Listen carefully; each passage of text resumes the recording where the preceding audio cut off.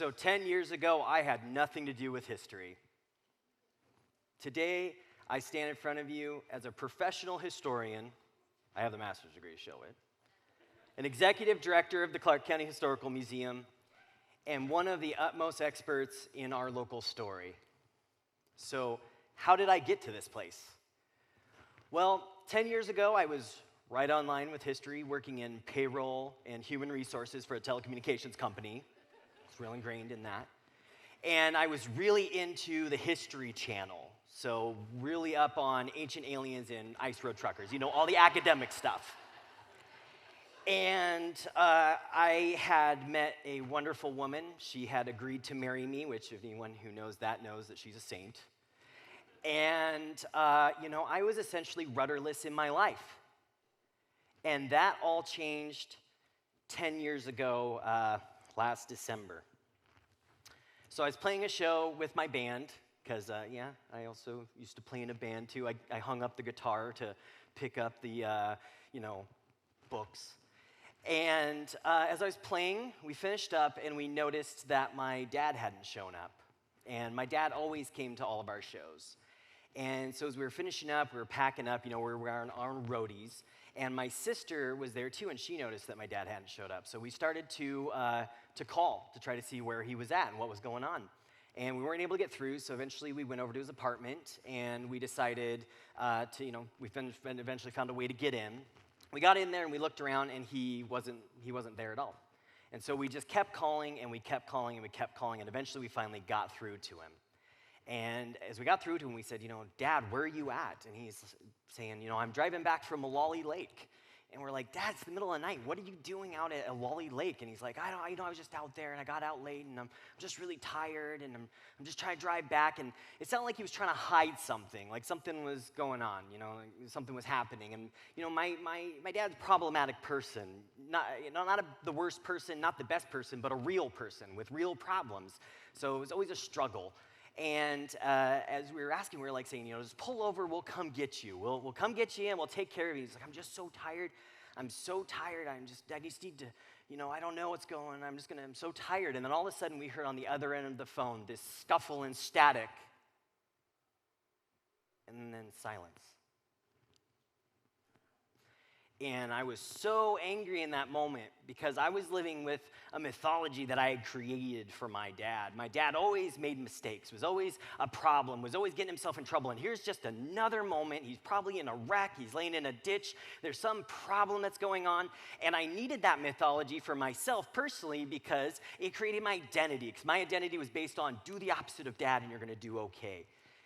But it wasn't working so well. I was rudderless. And so this was the mythology I built my identity on. And so we raced out of that apartment and we blazed down the road to Malali Lake. And I'm living and I'm walking with this mythology that created me. And the funny thing is that we have mythologies that we create as communities, myths we create as communities that create our identity, create the physical spaces that we're in.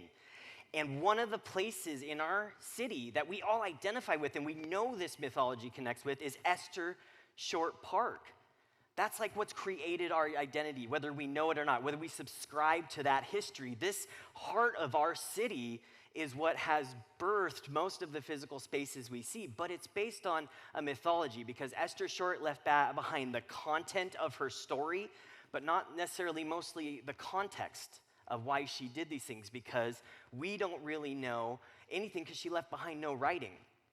But what happened is she passed away in 1862, and when she passed away in 1862, she didn't leave anything, and then you go about 30 years later and you get the first accounts from a Vancouver historian by the name of Glenn Rank and many others that start to write these amazing stories about the content that they knew, but they create a broader context that creates this larger mythology. And let me give you one example. One example that most people, when I talk to, they know right away. It's the story of Esther Short and the river. So one evening, as the story goes, the Hudson's Bay Company workers, they came to Esther's house, and they busted in like a band of demons. And as they were scurrying through the house looking, they found Esther Short's children, and they ripped them from their beds, and they grabbed the mother, pleading for her children, and they took them out into the cold night, and then all of a sudden walked them to the mighty Columbia River. And in this story, they take the children and Esther, and they put them all into this boat, into the river, and they shove it off into the river. And guess what? They only gave them one oar. So Esther looks back at the Hudson's Bay Company, and she takes that one oar, and she rows across to Oregon. And she stands back, and she looks, and she goes, "McLaughlin!" And comes back and conquers the Hudson's Bay Company and rises to birth the city of Vancouver. And that's the tenor of that story that we have left for us, and that's the identity that people went off of. But years later, Esther's daughter wrote in an oral history about this same event, and she said that they came to our house, they gathered us all up, they took us down to a boat on the river, they put us in the boat, 2 Hudson's Bay Company workers got in, they rowed us over. My feet were cold, I recall. They got us off on the boat, and they said, "Don't come back." And it was through land claims and legal maneuvers, and Amos becoming a probate judge and making the first ordinance at this time, and different legal processes that the Shorts were eventually able to go and file a plat with the government and create the city of Vancouver. So which creates kind of a more sexy identity? And that's what built this place, because John P. Kiggins was a part of putting a statue together, the pioneer mother that was honoring Esther Short and those other mothers, and he was inspired by her story, and he knew the content and had this context that wasn't necessarily true, but it was a mythology, but it built great things in our community, and our leaders today continue to build off of that great mythology. But one part of Esther's context that we do know is she did know about loss. She knew about the potential of losing things and how fragile this world is, because she said this park that is the heart of your city, where you gather and where you celebrate and where you go for strolls and walks and picnics and you have festivals, that heart should never go away. The heart should always beat. The people should always meet here. And she said if it ever goes away, the land will go back to the family. She understood something that I took a long time in my life to understand. Because on that night, 10 years ago, as we were driving, we were returning from Malali Lake, and we got back into phone reception. As we got phone reception, we got a call from the Hillsborough Police Department. And we drove over, and I'm still thinking we're going to find him in a drunk tank, or he's in the hospital, and they're just going to get us over there, and, it's just a problem. And we walk in, and I'm kind of looking around, and I'm like looking in a cell as we're walking by it, waiting just to see him. And an officer sits my sister and I down at the table, and he tells us that my dad had died suddenly of a heart attack while driving. And that sound we heard was his last moment on this earth. And it was like the walls were closing in on me, and I just became sick, and I just left and I went to the restroom and I fell to the floor, and I'm sitting on this just disgusting concrete restroom floor, and I thought I was never going to get back up. I thought I was never going to rise again. I understood the excruciating pain of not being able to turn the hands of the clock back, a story unfinished, unresolved, without context. I know the content, but I have no idea the context of why he lived this life.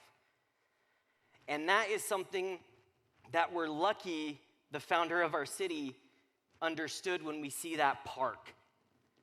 Because that park, back in the 60s, about 110 years after she said, "Save this place," around it was destruction and devastation because urban renewal came through our city. And they said, you know what? We don't need these things anymore. Let's wipe the Slocum's house out. Let's wipe the Schofield's house out. Let's wipe the Blue Rock's house out. You don't know half of these names, but they were people who were the foundation of the ground that you stand on, of the physical space that is built in this city, of that park. They celebrated there, they loved there, they lived there, they worshiped there, and they're all gone. But the park stood because she understood what happens when you lose something. She protected it, and it was said in a newspaper only because Esther Short knew in the 1850s to protect this park that it still is here today.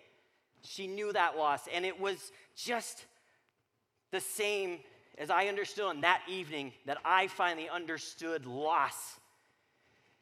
And with that, it's like in those, superhero movies, when you have that like crushing moment or that catastrophic moment, you find that superpower.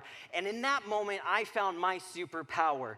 And it was to care about every story, not just the content of what you do with your lives, not just you were here on this date and did this, but the context of your heart, what you decided, what you thought you were going to do with that life. That is the most important thing that we have to save in this world, is both the context of what we're doing.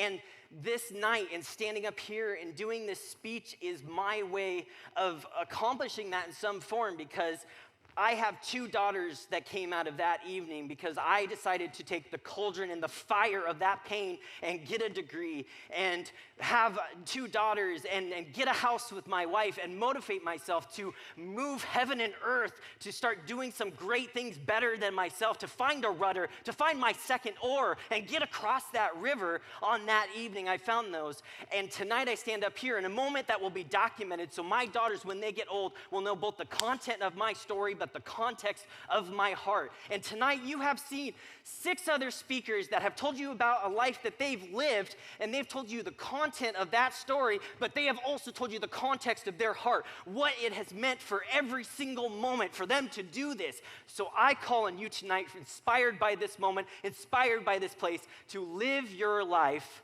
but also to gather and save the content of that life and share and capture with everyone you know and everyone you love the context of their heart. Thank you.